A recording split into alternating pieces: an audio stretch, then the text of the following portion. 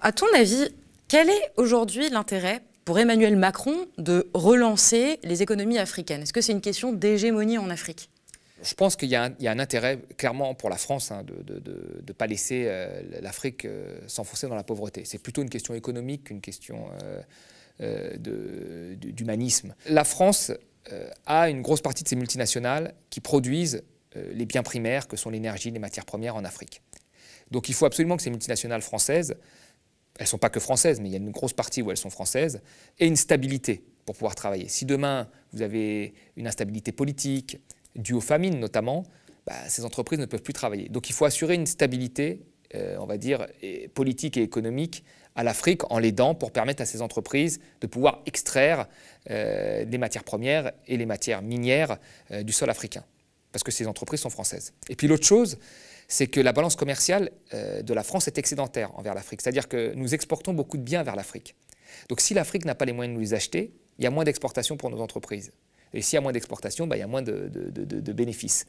Donc le but en fait du maintien de l'Afrique dans une condition, on va dire, intermédiaire, c'est-à-dire qu'elle puisse acheter nos biens et qu'on puisse extraire ces matières premières, c'est la nécessité pour que notre économie fonctionne bien. Et c'est le but du sommet là en fait. Donc on va injecter quelques liquidités pour qu'elle aille un peu mieux et pour qu'on puisse toujours commercer dans les deux sens avec elle. Mais aucunement, ce sommet n'a pour but de sortir l'Afrique de la pauvreté et de la mettre sur la voie du développement, parce que ni nos entreprises qui sont sur place, ni nos entreprises qui sont en France et qui exportent vers l'Afrique n'ont intérêt, in fine, à ce que l'Afrique s'en sorte mieux. Parce que si l'Afrique s'en sort mieux, il y a une partie de nos multinationales qui devront rentrer chez elles, et il y a une partie des biens qui seront produits directement en Afrique, et nos entreprises françaises n'auront pas besoin, ne pourront plus les exporter. Donc le but est toujours de maintenir l'Afrique dans une position plutôt intermédiaire, suffisante, qu'elle ne tombe pas dans le chaos, mais qu'elle ne se développe pas non plus. Et c'est un peu l'objet de ce sommet où on annule un petit peu de dette, où on donne un petit peu d'argent par-ci par-là, sans que ce soit un grand virage économique pour l'Afrique. Est-ce qu'aujourd'hui, l'Afrique elle a besoin d'une intervention de l'Occident sur son économie? Qu'est-ce qui l'empêche, en gros, de s'en sortir seule? Alors, déjà, ce qu'il faut globalement se développer quand on est un pays pauvre dans une économie dans une économie mondiale où il y a déjà des pays développés, c'est très difficile. Surtout dans une économie mondiale où on prône à l'Organisation mondiale du commerce le libre-échange. C'est-à-dire qu'on ne peut pas vous apprendre à fabriquer des voitures si vous avez juste acheté des voitures à l'étranger. On ne peut pas vous apprendre à fabriquer, je sais pas moi, un bien produit fini quand il peut être produit ailleurs. Et donc ça met en fait tous ces pays dans une trappe à sous-développement. Ça, c'est une réalité. Donc c'est très difficile pour ces pays de se développer. Mais nous avons vu quand même ces derniers temps un certain nombre de pays qui étaient très pauvres, qui ont réussi à prendre la voie de l'émergence, et elle s'est toujours fait en ayant une politique plus agressive que celle qui est faite en Afrique. Le Vietnam, par exemple, avait une politique, quand c'était un pays pauvre, très agressive. Enfin, les investissements directs étrangers ne venaient pas s'installer comme ça au Vietnam. Il y avait du pétrole au Vietnam, ça a mis un temps fou de négocier l'extraction de ce pétrole, parce qu'il fallait reverser une partie à la région, mais aussi une partie au nord, et ainsi de suite. Et là, en Afrique, nous avons les contrats de partage de production qui sont les plus défavorables au pays. Donc il y a un problème quand même d'agressivité des dirigeants africains dans la négociation de l'extraction minière. Et puis après, il y a toute la question du financement et des plans d'ajustement structurel du FMI dont on va parler, qu'ont subi l'Afrique. L'Afrique a été un véritable laboratoire des politiques d'ajustement structurel du FMI, avec des conséquences très négatives sur la lutte contre la pauvreté. Alors justement, en parlant du FMI, un membre de la diplomatie française a déclaré que, a priori, le FMI pourrait débloquer 34 milliards de dollars en droits de tirage spéciaux. Alors déjà, qu'est-ce que c'est exactement que les droits de tirage spéciaux, et est-ce que ça annonce un plan de relance sur le continent africain? Alors les droits de tirage spéciaux, c'est une monnaie du FMI qu'on met à disposition des pays, voilà, pour leur balance des paiements, alors soit pour stabiliser leur monnaie, leur politique monétaire parfois, soit pour acheter des importations. Mais il ne faut pas penser que c'est de l'argent qui est donné gratuitement. Le FMI ne donne jamais de l'argent gratuitement, il faut l'avoir en tête. Le FMI a des objectifs politiques qui est de libéraliser l'économie. Donc cet argent est donné, mais souvent il est donné en échange de réformes à effectuer. Et les réformes, on les connaît. Ce sont des réformes, privatisation, etc. Et quand je disais que l'Afrique était le laboratoire des politiques libérales du FMI, il faut bien comprendre que je crois qu'il n'y a jamais eu autant de pays qui ont subi les politiques d'ajustement structurel du FMI que nous avons découvert en Europe avec la Grèce notamment, dont nous connaissons aujourd'hui les effets pour les Grecs. Les pays africains ont subi massivement ce type de politique. Et quand on regarde les résultats de ces politiques, on nous dit tout le temps, oui, mais ça n'a pas marché en Afrique pour des raisons autres que économiques. On nous dit c'est le climat, on nous dit c'est les guerres ethniques, on nous raconte plein de choses sur l'Afrique, mais on ne nous raconte jamais que ces politiques n'ont pas marché parce que c'est des politiques qui ne fonctionnent pas. Vous regardez en fait en Afrique, il y a eu des privatisations, le service public a reculé, les capitaux ont été libérés de tout mouvement, le marché du travail a été flexibilisé, enfin tout a été libéralisé. Et les pauvres sont devenus plus pauvres. L'Afrique, c'est le seul continent qui a vu sa pauvreté doubler ces 50 dernières années. Et c'est le continent qui a le plus appliqué les politiques d'ajustement structurel du FMI. Donc il y a vraiment une conséquence entre les deux. Donc quand le FMI prête de l'argent, il faut toujours se méfier. Et je veux dire aujourd'hui, sortir l'Afrique des politiques imposées par les bailleurs de fonds, moi je pense que c'est déjà une première étape pour que l'Afrique se développe. Je rappelle quand même quelques chiffres, c'est important. C'est que l'Afrique, entre 1950 et 1970, avait un taux de croissance plus élevé qu'à partir des années 80. Or, à partir des années 80, c'est là où on a appliqué massivement les politiques d'ajustement structurel en Afrique. Donc c'est très important de rappeler que quand le FMI intervient, ça ne se passe jamais bien. Et en 2000, je dis une dernière chose, en 2000, il y a eu un changement de politique dû à Stiglitz qui critiquait beaucoup le FMI et à la société civile qui a beaucoup manifesté contre ces plans d'ajustement structurel dans des ONG européennes, américaines, mais aussi africaines. Et on est passé à des documents stratégiques de pauvreté où c'était le pays qui devait rédiger contre-échange de fonds du FMI. Donc on est passé d'une situation où le FMI imposait à une situation où le FMI devenait un professeur et il notait les copies. Et en fait, quand vous aviez un document où si des Africains, des dirigeants africains avaient proposé ce que moi je propose, ils auraient eu un 0 sur 20 par le FMI. Ils n'auraient pas eu les fonds. Mais s'ils proposaient ce que proposerait Macron, libéraliser, flexibiliser, etc., bah là, on leur donnait de l'argent. Et puis à l'époque, attention, quand il y a eu ces documents, tu as toutes les économistes de gauche qui ont dit que c'était génial, que l'Afrique était maître de son développement, etc., ce qui était complètement faux. Mais chaque fois que le FMI donne de l'argent, il y a toujours un risque derrière parce qu'il y a des réformes qui sont imposées, jamais de l'argent gratuit. Et cet argent du FMI, il va passer par les pays africains, et c'est pour acheter des importations, il va finir dans les comptes des entreprises européennes. C'est tout. C'est un petit tour de passe-passe.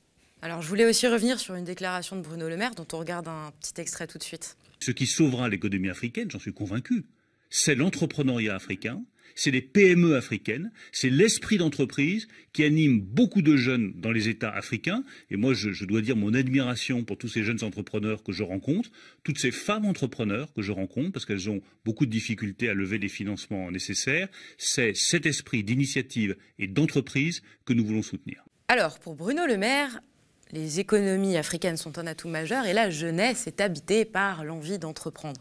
Est-ce que le mythe de la Startup Nation, le mythe du business angel, est-ce que c'est vraiment ce qui habite l'Afrique? Et ces propos, est-ce qu'ils illustrent une vraie réalité? Là, on est toujours dans le même mythe, le mythe de l'esprit d'entreprise. En fait, si les Africains ne réussissent pas, c'est parce qu'ils n'ont pas l'esprit d'entreprise. Alors que nous, on l'a beaucoup en France et en Europe. C'est un peu ça. Alors ça montre une vraie méconnaissance, moi je trouve, des problèmes de l'Afrique et de l'Afrique en général. Alors, il a raison quand il dit qu'il y a beaucoup d'entrepreneurs en Afrique, mais il n'y a que ça. Tout le monde est entrepreneur de soi-même, c'est des entrepreneurs de survie. Vous avez des pays où 70% de la population vivent en auto-entrepreneur quasiment. C'est-à-dire que c'est des petits entrepreneurs de la vie quotidienne. Vous savez, quand vous avez des défaillances des institutions, des défaillances de marché, vous les comblez avec une forme d'entrepreneuriat privé de survie. C'est-à-dire que vous allez dans une administration, vous faites 3 heures de queue. Ben, vous avez des gens qui sont des gens qui se font payer pour faire la queue à votre place. C'est leur métier. Ils ont monté cette entreprise, ils disent tiens, il y a un problème, une défaillance, on attend 3 heures pour faire la queue. Moi, je vais créer mon entreprise, je fais la queue à ta place, tu me donnes de l'argent. Donc tu fais la queue, l'autre il va au café, voilà. Vous avez des gens qui sont en même temps fonctionnaires, mais comme l'État a des retards de paiement parfois, ben, ils montent leur petite entreprise pour faire du café devant le fond. Enfin, tous, ce sont des auto-entrepreneurs. Vous avez tous les métiers possibles, inimaginables qui ont été inventés en Afrique. Donc les gens, ce sont des entrepreneurs nés, beaucoup plus qu'en France. Ça, il faut dire la vérité. Le Bénin, par exemple, 70%, ce sont des auto-entrepreneurs. En France, les auto-entrepreneurs, c'est 5-6% à peine. Je veux dire, 50% de la population française, elle bosse dans des grandes entreprises intermédiaires de plus de 250 salariés. Donc l'Afrique, elle n'a pas besoin d'entrepreneurs. Elle en a déjà plein.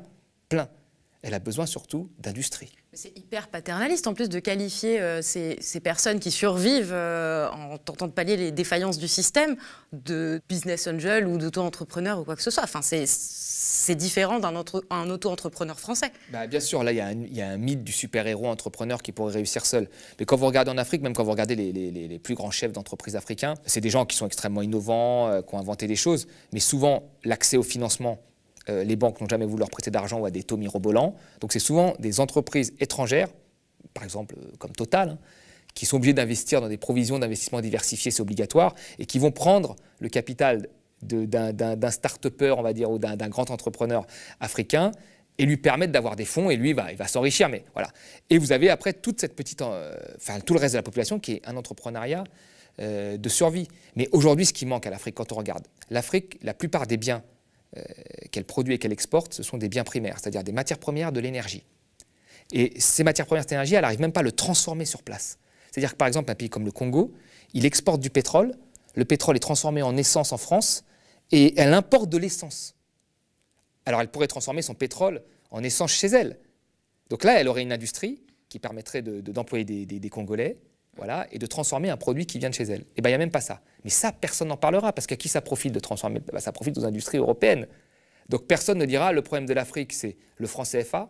Enfin, j'ai jamais vu, moi, un pays qui n'ait pas sa propre monnaie, qui ne soit pas souverain de sa propre monnaie.